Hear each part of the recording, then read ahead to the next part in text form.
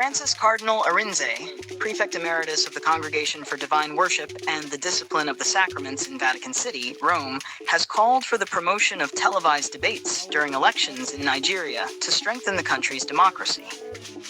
Cardinal Arinze made this statement during a lecture at Chukwuemeka Odumegwu Ojukwu University, Igbariam, titled Promoting Social Responsibilities and Ethical Conduct.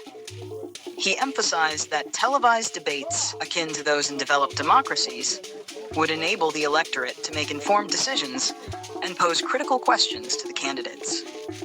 The Cardinal also urged universities to foster leaders of integrity and resist political influences that compromise their right to free expression, regardless of party affiliations. He stressed that academics must uphold truth and fulfill their responsibilities to students and society.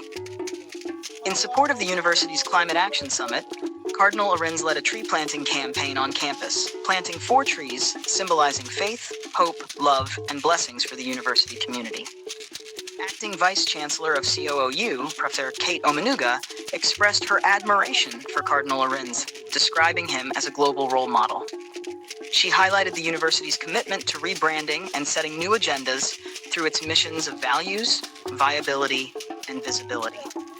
Professor Omenugha noted that the university is taking significant steps towards a sustainable future with its Climate Change Summit and Tree Planting Initiative, aligning with Governor Chuma Soludo's Clean and Green Project for a livable and prosperous Anambra State.